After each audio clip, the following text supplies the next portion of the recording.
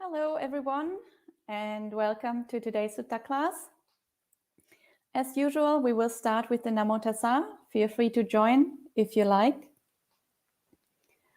Namo Tassa Bhagavato Arahato Samma Sambuddhassa. Namo Tassa Bhagavato Arahato Samma Sambuddhassa. Namo Tassa Bhagavato Arahato Samma Sambuddhassa. Buddhang Dhammang Sanghang Namasami. So, welcome everyone to today's Sutta class. Today we continue reading the Dantabhūmi Sutta, Majjhima Nikaya number 125, which we already started last time. And today we will continue. So last time, if you remember, we started and the sutta was about a conversation between Prince Jayasena and a novice monk called I think Achiravata, or also called Agivesana. And Prince Jayasena asked the novice Achiravata about very deep states of meditation. And when the novice explained it to him, he didn't believe it was actually possible, and he didn't understand the talk, and he just left.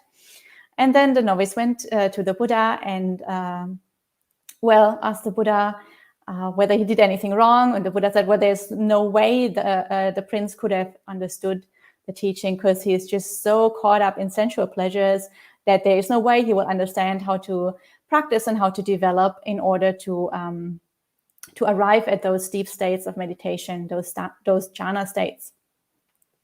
And then the Buddha explained the situation with a few similes, very beautiful similes that we also went through last time. And then the Buddha starts giving a Dhamma talk to the novice about the gradual training. So the full path of practice from the very beginning stages of practice all the way up to arahantship. And so that is what the rest of the sutta is about, and that is what we are going to look at today, and probably also the next few weeks. We'll see how we go. And last time we finished with the simile of this elephant, a wild forest elephant. And that elephant is supposed to get trained. So the king wants to have another trained elephant, a tamed elephant. So he sends an elephant catcher guy into the forest to catch a new elephant. And of course, that new elephant is very strong, it's very wild, it's all over the place. And in no way is it already fit for service for the king. And so obviously that is a comparison to someone who is not practicing the Buddha's path. All the defilements are running wild in their head. Their whole head is like a wild elephant. In no way tamed or in no way similar to an arahant. But then the process of taming that elephant is similar to how we tame our mind in order to eventually become fully liberated, to get rid of all the defilements and to become fully enlightened. And so we went through that simile in quite a bit of detail. And so the first step in that simile was for the forest, like the elephant woodsman, so the person who goes into the forest to catch that elephant, to go into the forest with an elephant that is already tamed, so an elephant that is very strong, that has already arrived at the goal. So obviously the simile is pointing to an arahant or even to the Buddha himself. And so that elephant then can drag the wild elephant out of the forest into the open. And so that obviously is a simile for our practice. We need somebody to show us the way, to drag us out of this jungle of defilements that we are trapped in. So we need a Buddha there to show us the way, or if there's no Buddha, an arahant would be great. Of course, in modern times, even arahants are hard to find. So sometimes we have to make do with other teachers who are a bit more advanced than we are on the path. But obviously, the less developed the teacher is, the harder it is for us to get out of the forest. Because like if we stick to the simile of that forest elephant, if the teacher himself or herself or themselves isn't really properly out of the woods themselves, if they're still kind of, if they still have all these defilements there, then chances are that instead of them dragging us out, we are actually dragging them in. And in the end, we all end up back in the forest and all end up being trapped by the defilements. So if the teacher isn't quite strong, it's very difficult for us to follow them to get out.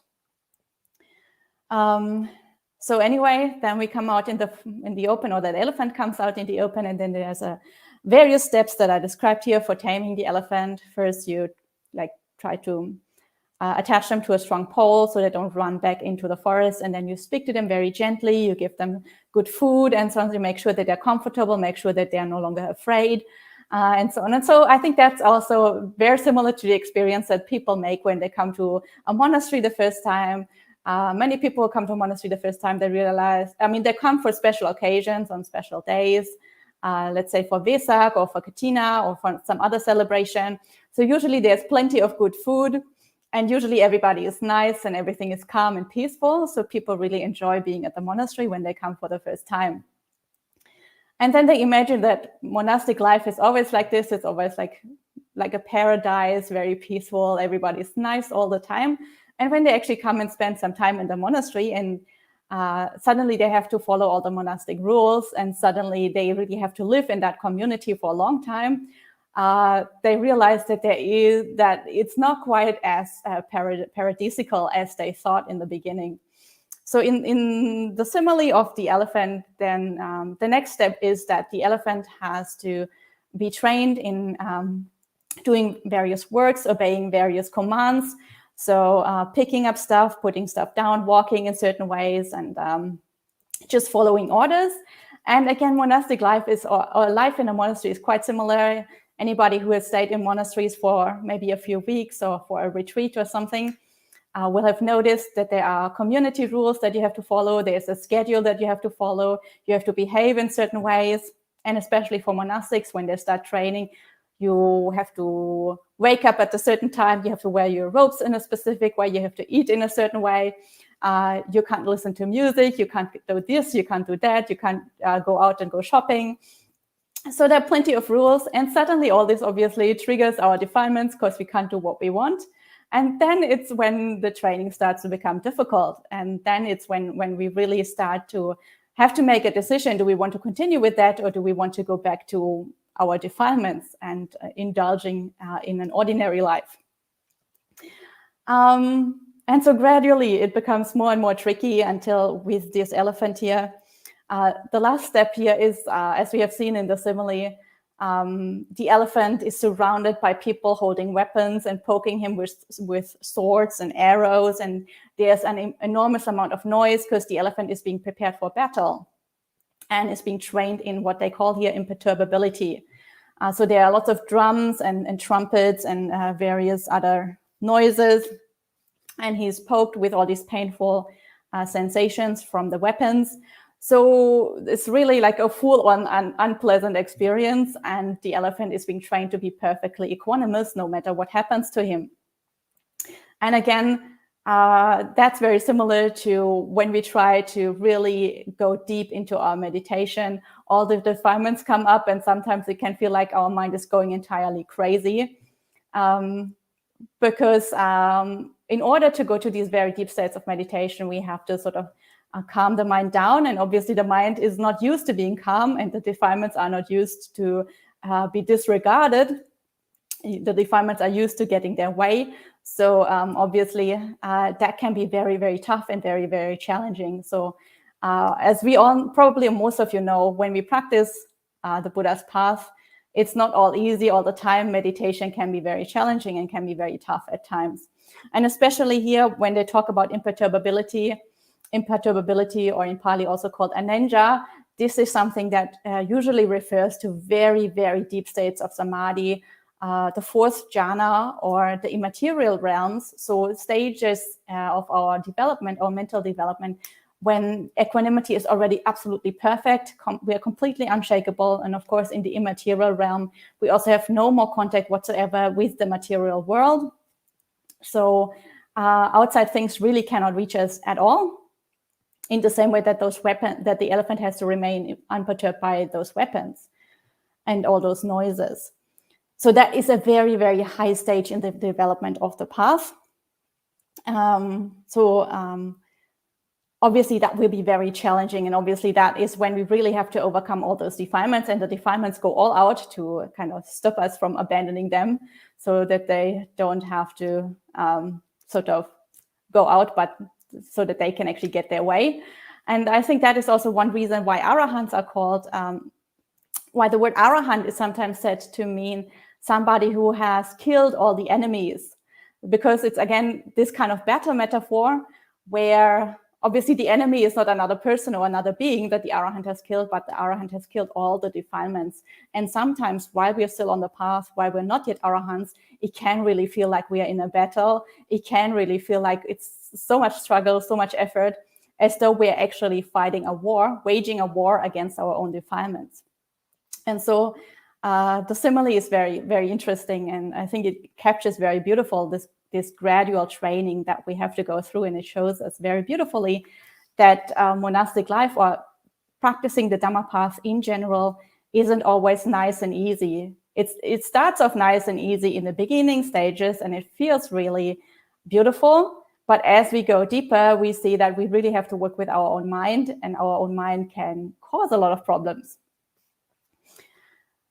So this is the simile of the elephant, and now having introduced the simile of the elephant, the Buddha starts to really talk about his own path of training, the gradual training, in a lot of detail. And so this is the place where we stopped last time, so this is where we're going to start reading again. I have put a link in the live chat. So if you want to read along, there's a link to Bhante Suchatto's translation, and I will continue reading from Bhikkhu Bodhi's translation as last time. So on Sutta Central, this is the paragraph 13.1, or you can just follow the link. And also in Bhikkhu Bodhi's version, if you're reading along in the book, this is also paragraph 13. And so after the Buddha has introduced the simile of the elephant, the Buddha says, so too, Agivesana, a Tathagata appears in the world. Accomplished, fully enlightened, perfect in true knowledge and conduct, sublime, knower of worlds, incomparable leader of persons to be tamed, teacher of gods and humans, enlightened, blessed. And so we see this is abbreviated in this Dantabhūmi Sutta, but it is given in full in many other suttas, for example, Sutta number 51. So we can see the rest from Sutta number 51. And of course, he declares this world with its gods, its maras and its brahmas, this generation with its recluses and brahmins, its princes and its people, which he has himself realized by direct knowledge. He teaches the Dhamma good in the beginning, good in the middle, and good in the end, with the right meaning and phrasing, and he reveals a holy life that is utterly perfect and pure. A householder or a householder's child, or one born in some other clan, hears that Dhamma. On hearing the Dhamma, they acquire faith in the Tathagata. Possessing that faith, they consider thus household life is crowded, and thus the life gone forth is wide open. It is not easy, while living in a home, to lead the holy life utterly perfect and pure as a polished shell. Suppose I shave off my hair and beard, put on the yellow robe, and go forth from the home life into homelessness. On a later occasion, abandoning a small or large fortune, abandoning a small or large circle of relatives, they shave off their hair and beard, put on the yellow robe, and go forth from the home life into homelessness. And then the Buddha says, it is in this way that a noble disciple comes out into the open, for gods and humans cling to the 5 courts of sensual pleasure. So this is obviously the beginning of the gradual training. First of all, a Buddha has to arise in the world, as we have just seen in the simile with the elephant. Somebody needs to be there to show us the way. So unless we are Pacceka Buddhas ourselves and we can find the way on ourselves, obviously Pacceka Buddhas are very rare. So unless we are that, we need somebody to show us the way, so we need a Buddha to be there. So in this case, that is when the gradual training starts. A Buddha is there, he discovers the Dhamma, and then he teaches the Dhamma, and he founds the Sangha. So there is a community that we can join, and that can help us to practice on the Buddhist path. And so the text also shows us that still the process is very gradual. So first the Buddha arises, then the Sangha arises, and then somehow we come in contact with the Buddha and the Sangha. We see it is there, and first we just realize, oh well, there are so many drawbacks to household life, and there are so many advantages of monastic life. And so we start thinking about it. Oh, maybe I could go forth. Maybe I could shave off my hair. Maybe I could put on the robe. And but somehow we're still attached. So this takes time. This is a process that for some people it takes days, weeks, months, years. Many people it takes years or decades. For many people it takes lifetimes until finally they are ready to actually go forth and become a monastic. So again, this is a gradual process, not something that is immediate. And eventually somebody is ready and they shave off their hair, put on the robe, and they go forth. So this is the very, very first step. So this already can take years, but this is the very first step, comparable to that elephant that comes out into the open. So there is a big elephant already trained, the Buddha obviously, and that elephant leads us out of that complete jungle of our defilements to the open, where we haven't really abandoned the defilements yet, but we at least can see that there is another way of living, that there is a better way, and that with training we could become similar to that Buddha and abandon all those defilements. And so the text here also says, a noble disciple comes out into the open. So obviously most people at this point won't be actual noble disciples yet. Noble disciple obviously refers to somebody from stream entry upwards. So once returners, non-returners, arahants. Of course, most people at the beginning stages of the practice will not be at that stage yet. So there is a debate, obviously, about the translation of this word, noble disciple. In Pali, this is called Arya Savaka. Arya Savaka is a compound, consists of two individual words. One is Arya and the other one is Savaka. Arya means noble, Savaka means disciple. But there is a debate whether this actually means noble disciple or whether it means a disciple of the noble one, so a disciple of the Buddha. And obviously, if it means noble disciple, it means this person must already be on the path to stream entry or something higher. If it means a disciple of the noble one, it could be anyone who wants to practice the Buddhist teaching. And I think here in this case, in this context, it probably would be better to translate this as a disciple of the noble one, because most people just won't be at that stage yet. And then it's also interesting that the Buddha here says, for gods and humans cling to the 5 courts of sensual pleasure. So obviously not only gods and humans cling to the 5 courts of sensual pleasure, all kinds of beings have clinging to pleasures and try to avoid displeasures or pains. But the reason why the Buddha here singles out gods and humans, I think, is because gods and humans are the only people who can actually undertake the path and who can actually undertake the Buddhist training and understand the Dhamma. So while people or beings in the lower realm also cling to the 5 courts of sensual pleasure, they are not able to walk on this path and to, well, come out in the open or start walking on the Buddhist path. And it's also interesting that the Buddha mentions the gods here, because usually we say that gods can't go forth and become monastics. So there isn't really a monastic Sangha in the heaven realms. Of course, gods can practice the Dhamma, but there isn't really a division between lay people and monastics there. So the only place where you can actually go forth and become a monastic is the human realm. I'm not quite sure why that is. I think one reason probably is that in heaven realms, you don't actually need to go forth to become a monastic. If you want to practice in the heaven realm, probably conditions will be quite conducive if you look for the right conditions. Obviously, conditions could also be very unconducive if you're in a place there where there's music, heavenly music playing the whole time and everybody is partying the whole time. So that might be quite distracting. But supposedly you could probably find quiet corners somewhere in the heaven and practice there. And the big advantage there is obviously that in the human realm, we need the Sangha for various reasons. One is obviously to have spiritual friendship, to have teachers, to support us on the path. And obviously you will also need that in the heaven realms. But the other thing is much more mundane. And the other thing is that just in order to survive so that we can practice, we need the 4 requisites, and the Sangha as an organized structure or an organized institution is something that can help us acquire those 4 requisites and sustain our life while we try to practice.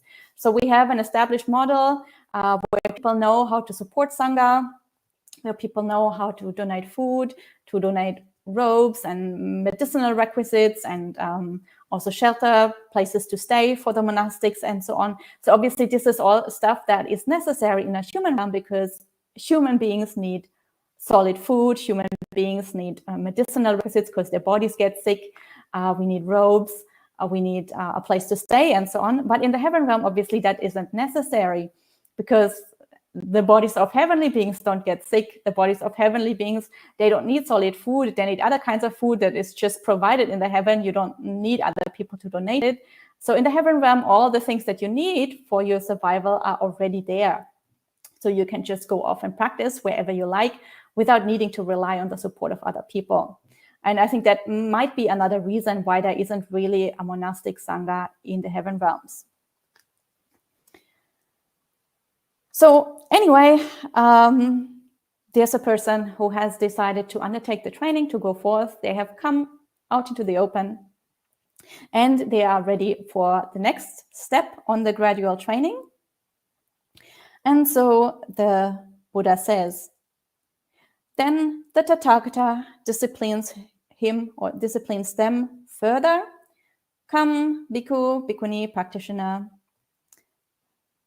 So come, monastic, be virtuous, restrained with the restraint of the Patimokkha, be perfect in conduct and resort, and seeing fear in the slightest fault, train by undertaking the training precepts.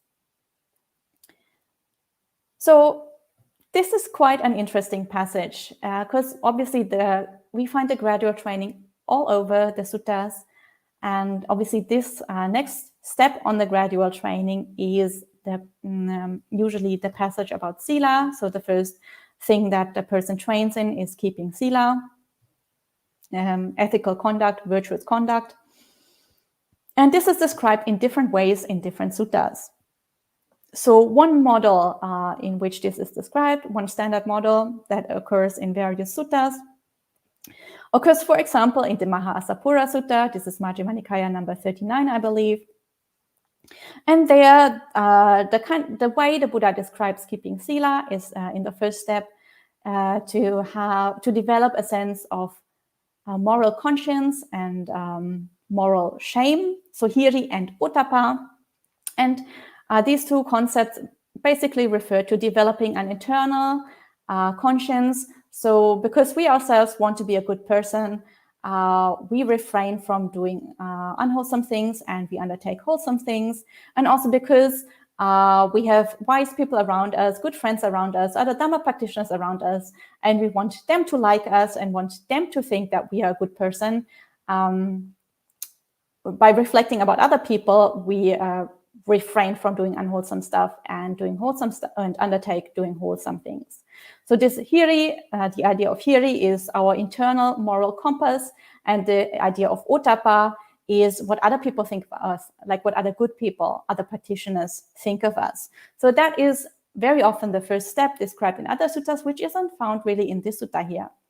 And then the same sutta, Mahasapura Sutta, and others that follow the same standard model.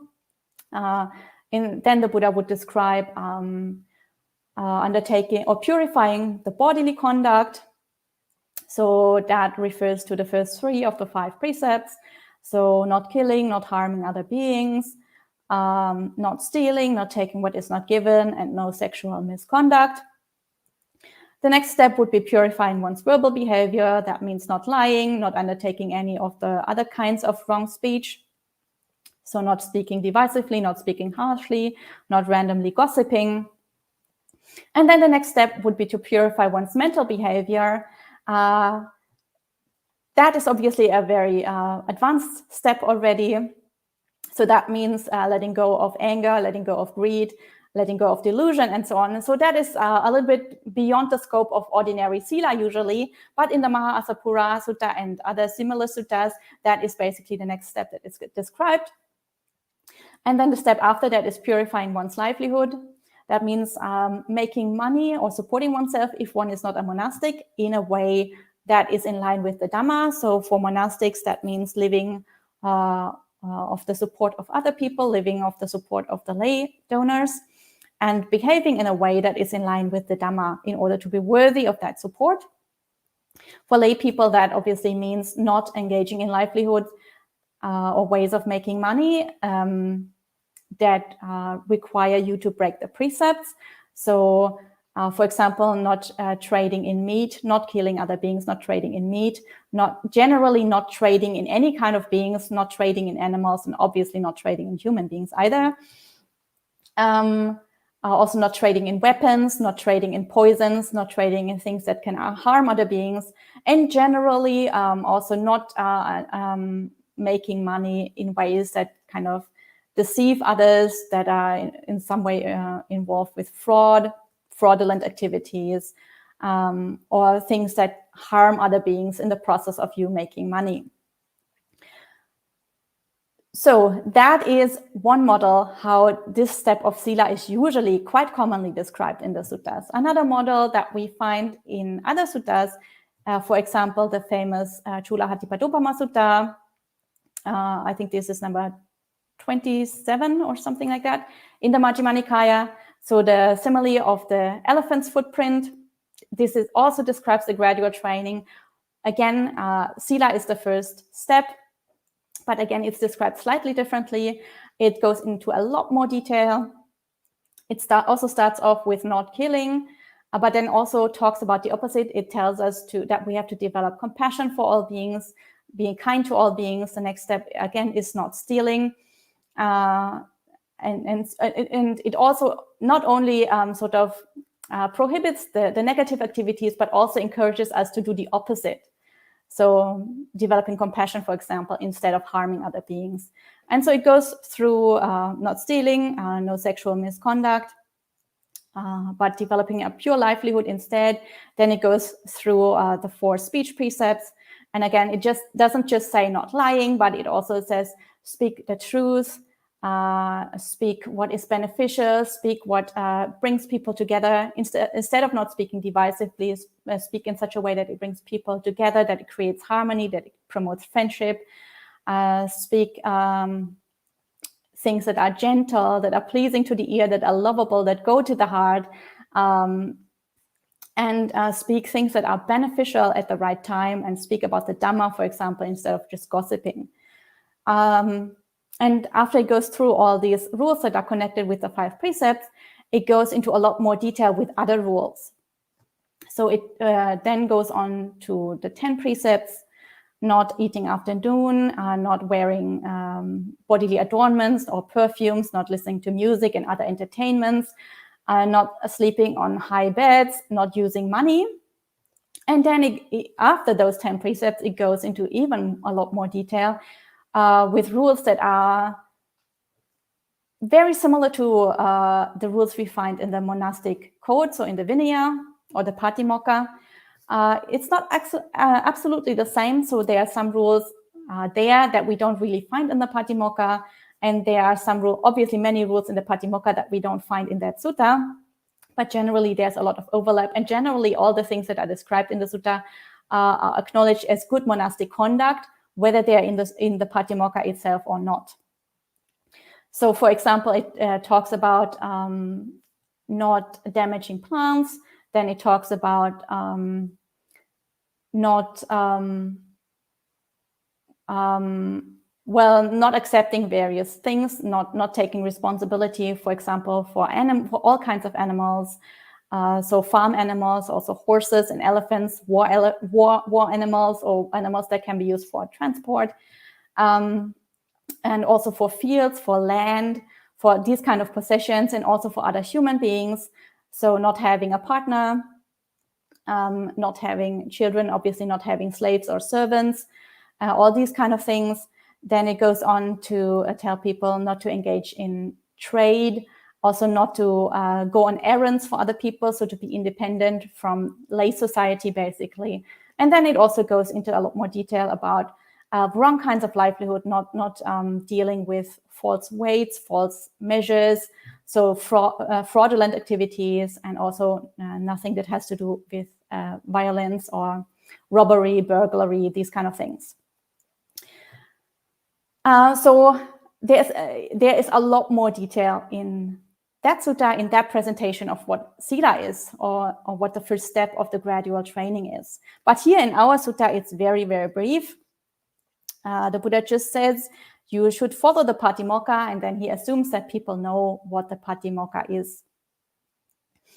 So Patimokkha, of course, is the monastic code, the set of rules for monks and nuns that we recite twice a month, on the full moon and on the half moon, on the dark moon day.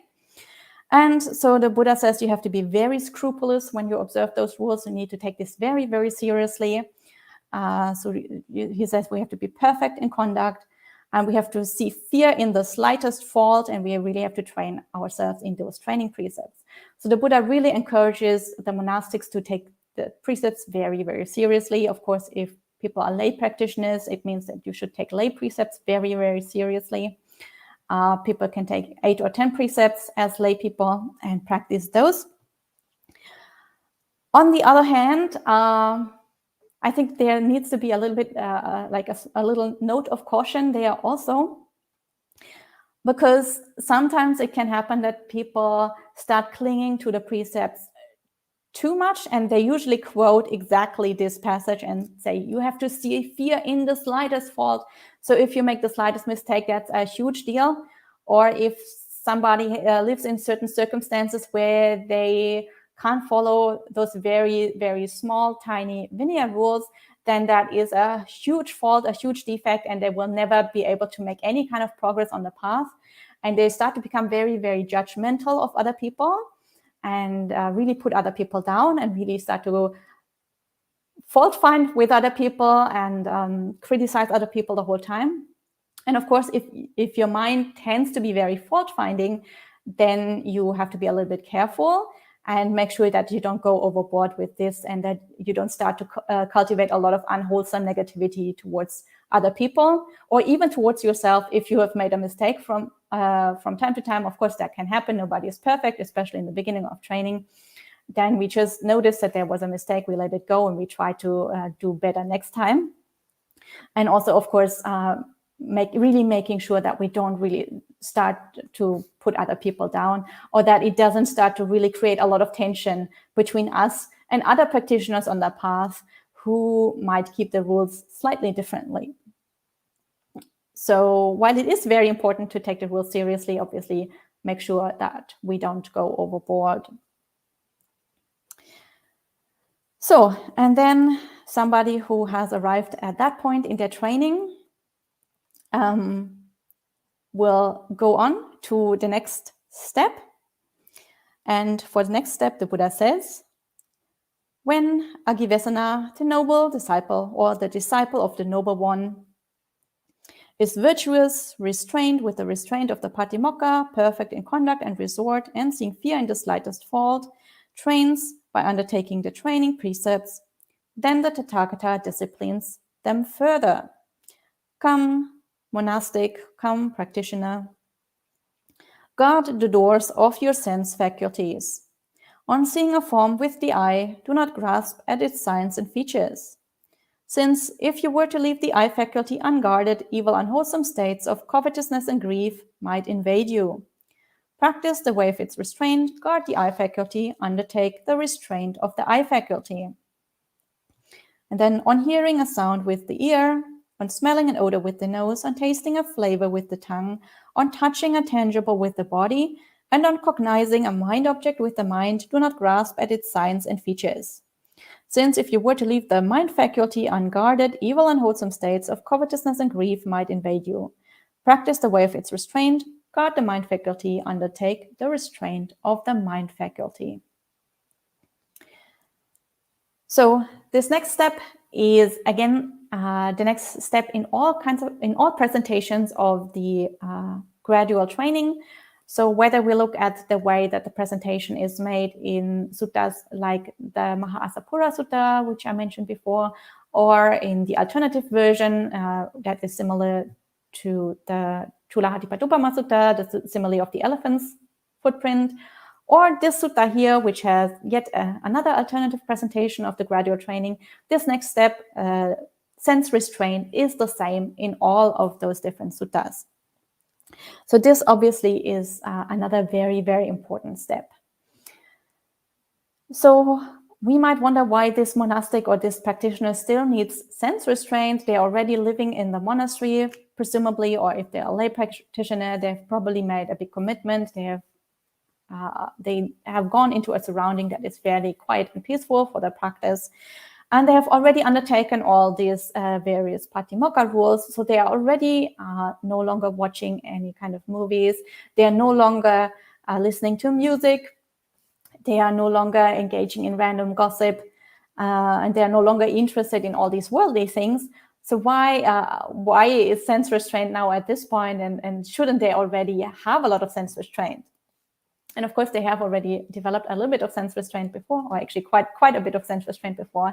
But still, whether we are lay practitioners or we are monastics, nobody is completely cut off from the world. We still have to engage with the world from time to time. Traditionally, in the Buddha's time, monastics would go into the village for alms round every single day. And obviously, in the village, people around them will do what people do. So there would be music and there would be a lot of things going on. And also in modern times, obviously, if you leave the monastery, you go into the next village or city, plenty of things are going on. There's all the advertisement that is there. There will be music. There will be people fighting and shouting and people having their windows open, and you see the TV and you see a lot of different things that are going on. So obviously at this time, since you need food every day, you need to go into the village every day, if you have a traditional lifestyle where you go on Pindapata.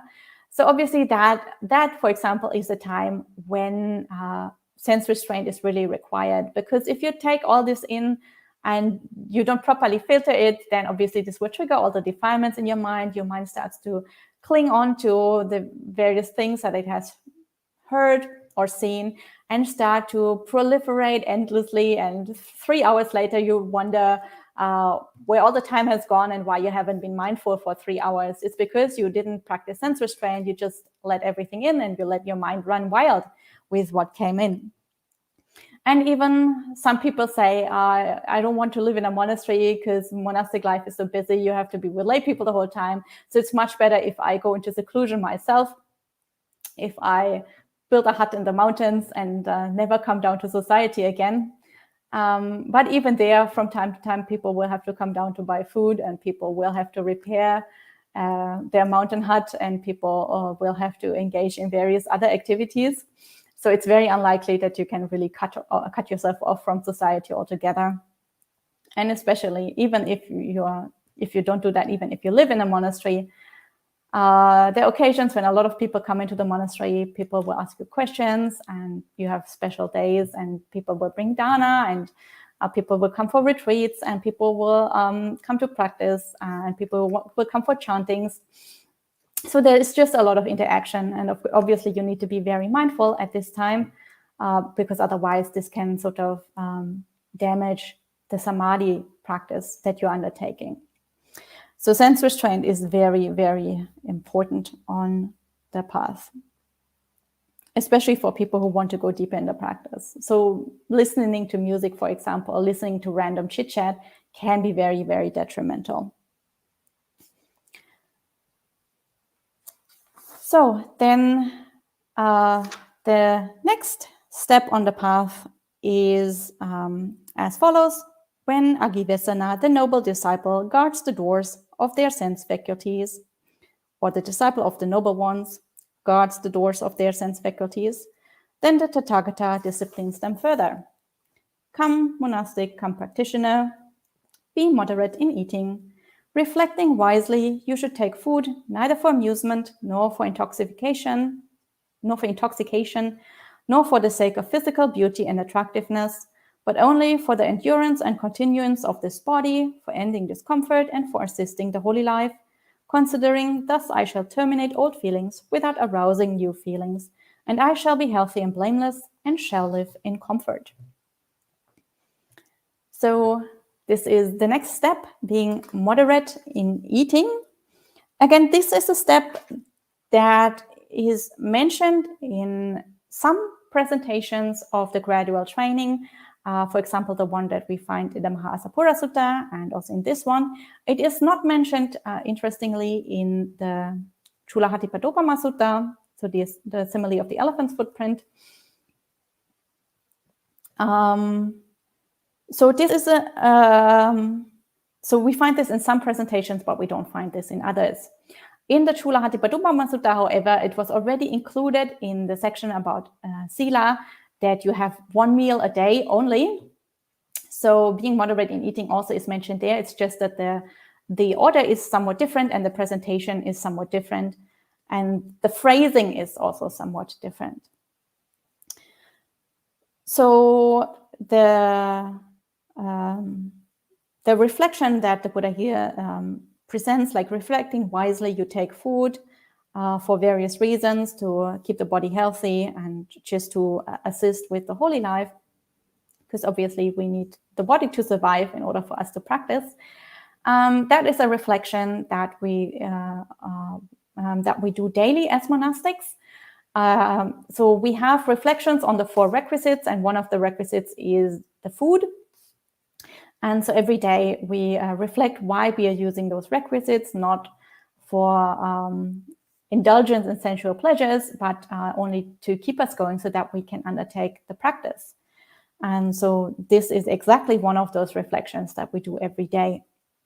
And being moderate in eating obviously is very important.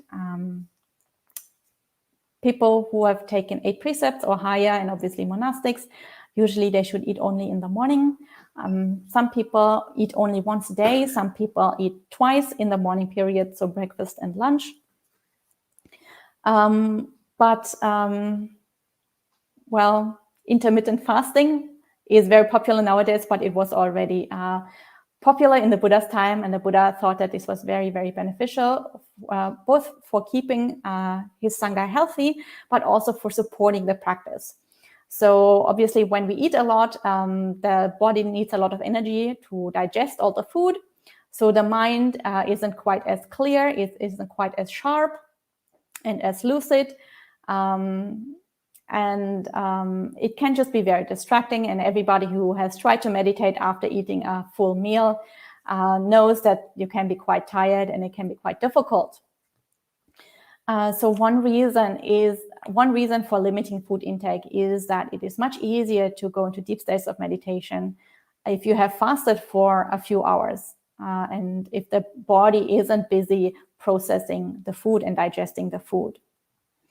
Another reason, probably also an important reason, but maybe not the main reason, was that obviously in the Buddha's time, since people had to go into the next village for alms food, and monasteries were usually outside the village, that could be quite a long distance to walk, could be several kilometers from the monastery to the village, and then you have to walk all the way back. So obviously, if you do that 3 times a day because you want to have 3 meals, you'll be busy the whole day just walking back and forth, and you will never have time to do any meditation practice. So limiting the amount of time that you spend walking around and going to the village also is very beneficial. And obviously also if you go to the village the whole time, if you're not that good at practicing sense restraint, your mind will get very distracted. And also even if you're good at practicing sense restraint, it can be somewhat exhausting to spend too much time in a loud environment, such as a village, because you have to be very, very sharp and very, very mindful and very alert the whole time, so that your mind doesn't get caught by all these external triggers and starts to proliferate random stuff. So obviously, if you can go to a quiet environment, go into seclusion, that is much preferable, because then you can relax and there aren't any outside triggers that can trigger your mind, so you don't have to be on guard the whole time. But if you spend a lot of time in the village, then it can be very exhausting if you try to protect your mind and try to protect your samadhi practice. So that is another reason why the Buddha didn't want his monastics to spend too much time in villages. And that is another reason, then obviously, why he needed to limit the food intake. So that is the next step on the gradual training. And I see time is already a little bit advanced, so maybe we will stop at this point and start reading here next time. We still have quite a bit to go on the gradual training, so I don't think we can finish this next time. It'll probably take another 2 or 3 sessions until we can go through all of this.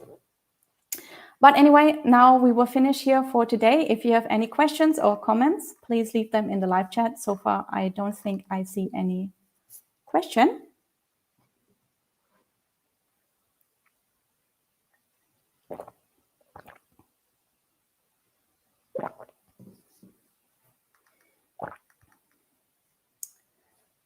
Yeah, I don't see any question, but it's nice to see a few people have checked in, have said hello. Good to see so many of you. Really nice to see you all. So I think if there is no question, then we will just finish a little bit early today. For everybody who is in Europe, we are in a massive heat wave. So I hope you're all keeping well. I hope you're all keeping a cool head for your practice, and you're all keeping well hydrated and taking good care of yourself. For everyone else, I hope you're all also doing well.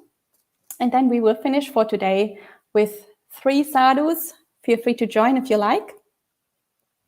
Sadhu, sadhu, sadhu.